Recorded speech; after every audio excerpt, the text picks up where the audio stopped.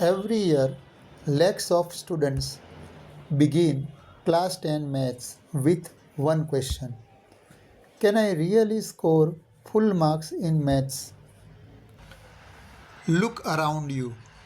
Your phone number, your exam marks, your bank balance, the distance you travel, the speed of a rocket, even the technology around us is built on numbers.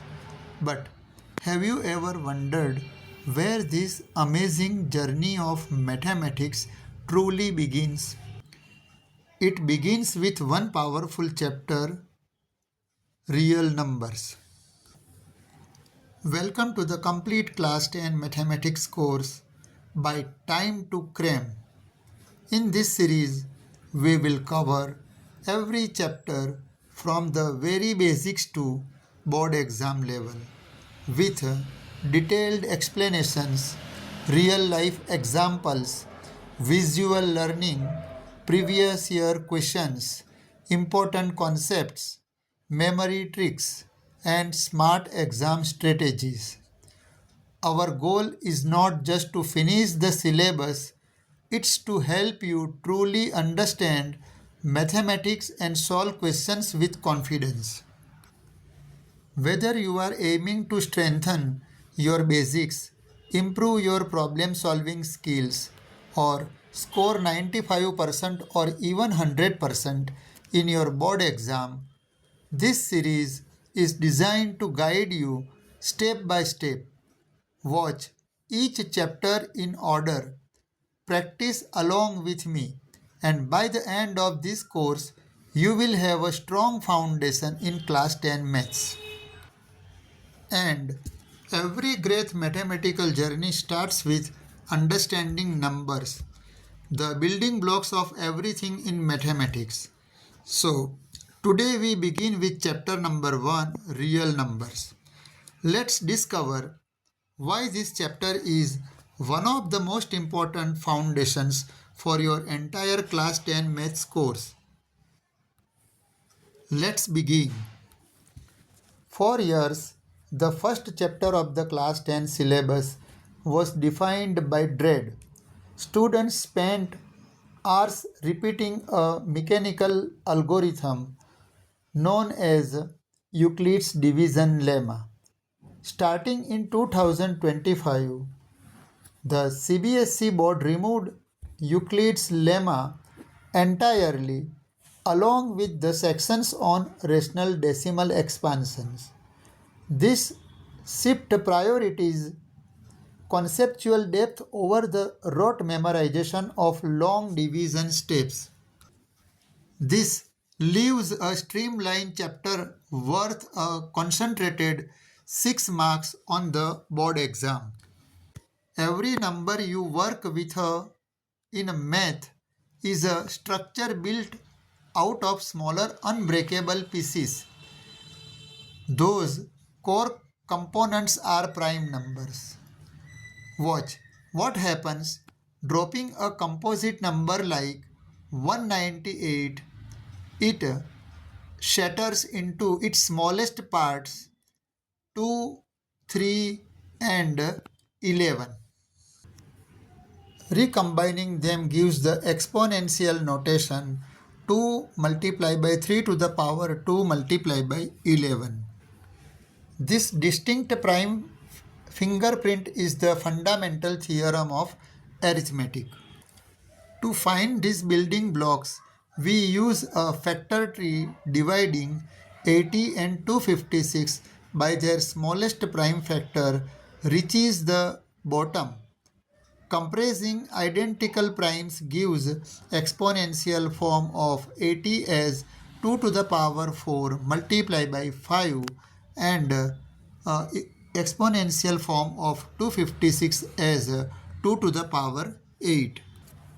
These exponential formulas serve as the foundation for the HCF and LCM calculations used in board exam problems. Errors occur frequently at this stage because the name's highest common factor and lowest common multiple describe the inverse of how you actually apply exponents. For the highest common factor HCF, select the smallest power of shared primes, and for the lowest common multiple LCM, take the greatest power of every prime factor present, isolating 2 and 5 first. The HCF and LCM of two numbers, when multiplied, always equals the product of the original numbers. A and B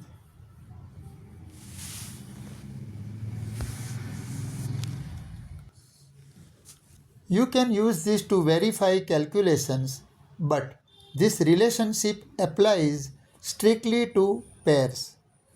If you apply this to 3 or more variables, the formula fails.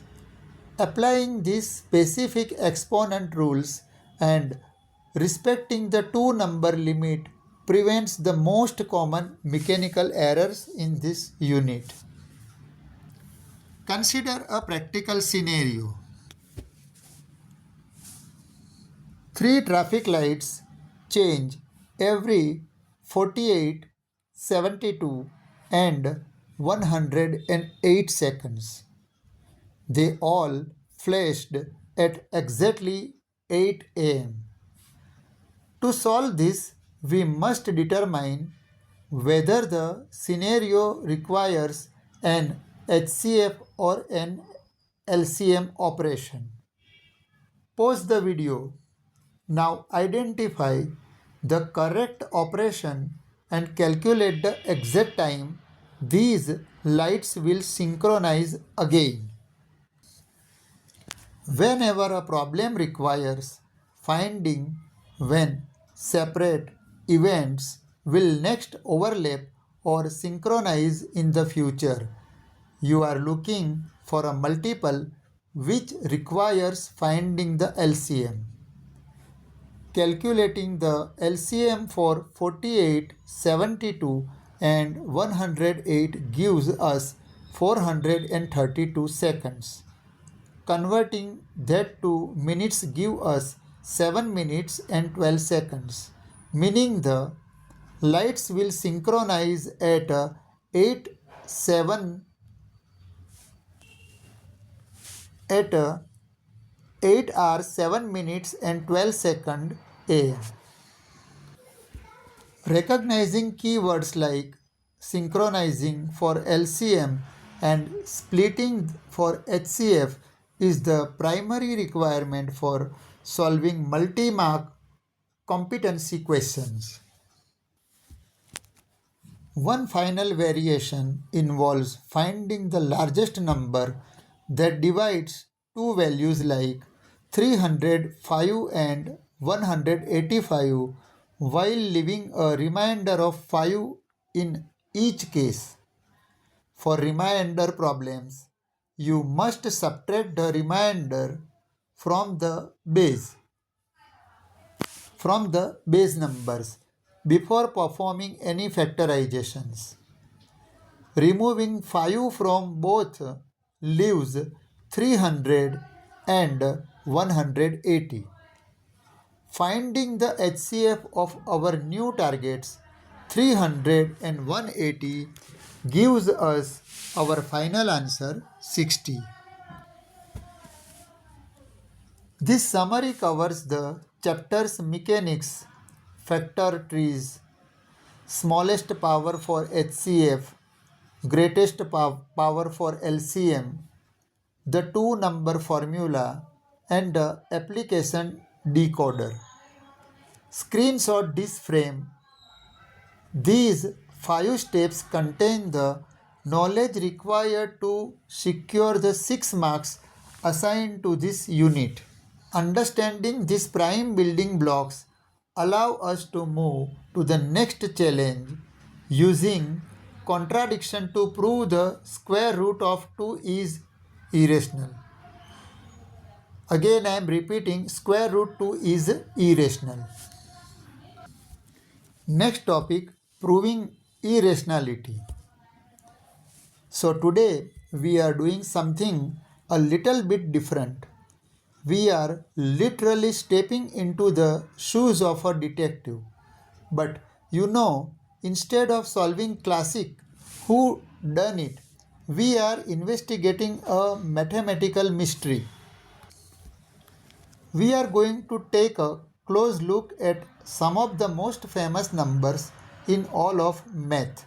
And more importantly, we will learn how to conclusively, undeniably prove their true identity.